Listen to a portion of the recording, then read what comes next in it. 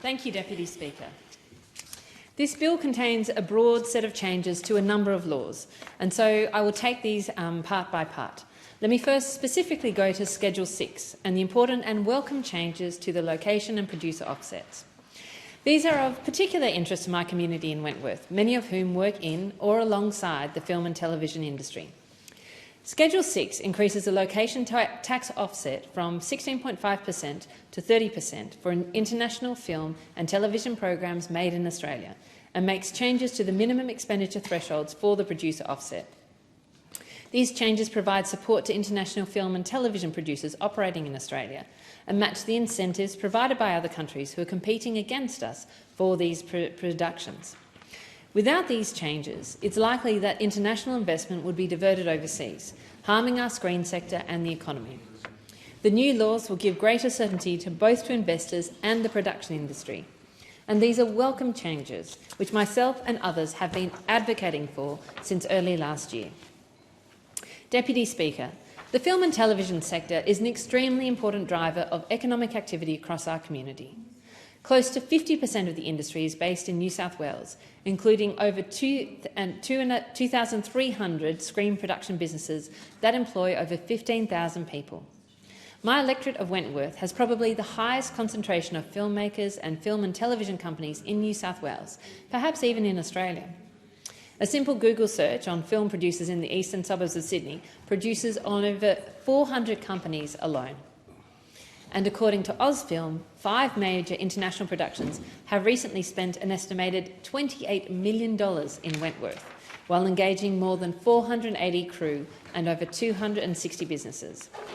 If you haven't seen Fall Guy yet, I encourage you to go out and see it, not just because of Ryan Gosling, but because of the wonderful Wentworth scenery that is on show.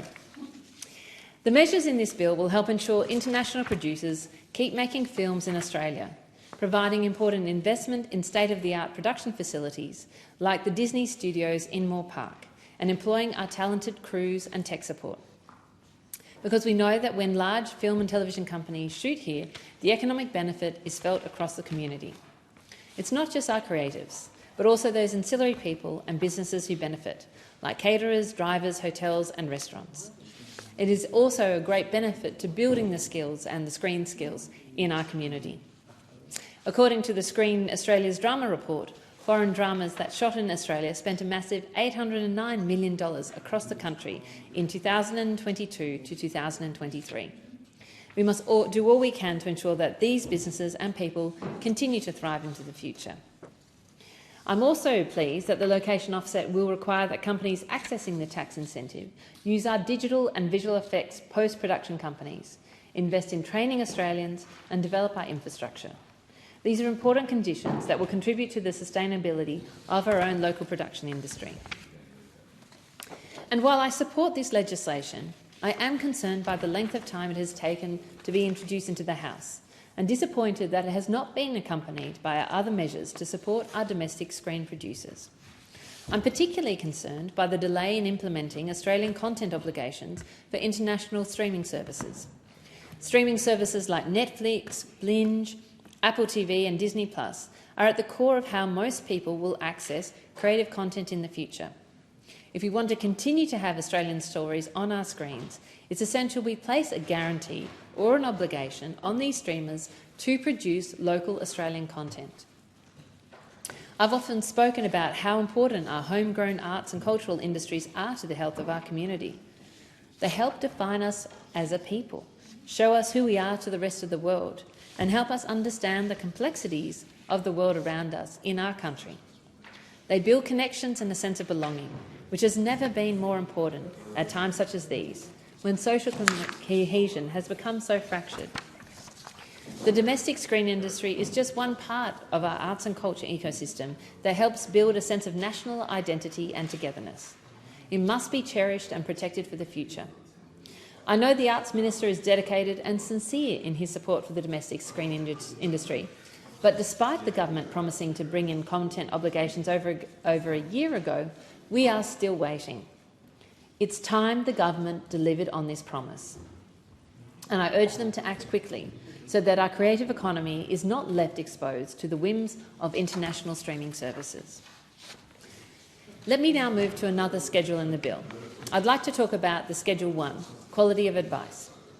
Deputy Speaker, whilst I strongly support the provisions in Schedule 6 of this bill, I want to put on record my concerns about Schedule 1.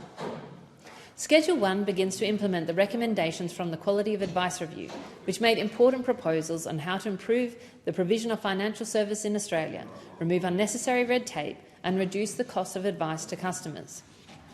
And whilst the intent of Schedule 1 has been broadly welcomed by the industry, and I also welcome it, it is extremely disappointing to see this first tranche of reforms has been marred by significant drafting errors. These have been highlighted by submissions to the Senate Committee by organisations including the Financial Advice Association, the Financial Services Council and the Australian Banking Association, and many others. It appears that there are drafting errors across several aspects to the legislation, and I want to highlight particular concerns in respect to requirements imposed on super fund trustees.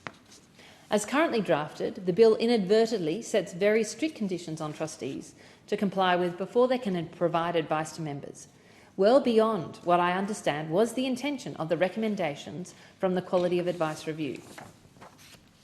The Financial Advice Association has said, in practice, these requirements would significantly increase red tape for both super fund trustees and for financial advisors.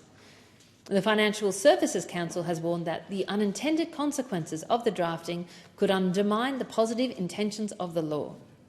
It is clear that these drafting errors need to be fixed, and I urge the government to do this before it passes the House. And I would also like to raise separate issues in relation to the Quality of Advice Review, in the sense that this is just a small selection of the recommendations that the Quality of Advice Review has made. And I just urge the government to move on the rest, because we have been waiting some time for the first movement, and that is why it is so disappointing that it is badly drafted. But the government still needs to be held accountable for the fact that we have a significantly dwindling number of financial advisors in this country. Part of the concern we have, and part of that lack of financial advisors, means that many people are not able to access financial advice right now. And that is incredibly challenging, given that we have, a baby boomer community that is retiring and so needs that financial advice for their planning. But secondly, because so many Australians are struggling with cost of living right now and actually need that advice to make the right decisions as they try and manage their complicated finances. Many people are losing businesses. This is the time that we need quality financial advice, and the government has not moved fast enough and now seems to have taken missteps in its moves in relation to quality of financial advice. The government needs to do better in this area. And finally, I would like to raise a concern with this omnibus bill, and omnibus bills more generally. I want to put on the record my extreme frustration at the government rolling together disparate pieces of unconnected legislation in omnibus bills such as these. It makes no sense that changes to the location tax offset are bundled into the same bill as laws regarding capital allowances for mining and prospecting, as well as changes to implement the recommendations from the Quality of Advice Review. Putting these disparate measures together undermines the ability of the Parliament to consider different policies on their merits, and can potentially lead to important changes being delayed or inadequately considered by members of this House. It is a worrying trend from this government, the worst example of which was a recent bundling together of changes to the PRRT and the response to the PwC tax scandal. They have nothing to do with each other, but it was a political reason to put those together. The government said in May 2022 that it was committed to better parliamentary process. I urge them to live up to that commitment and allow the Parliament to debate different policy measures on their merits, rather than presenting large omnibus bills combining disparate and unrelated measures. Thank you. And I thank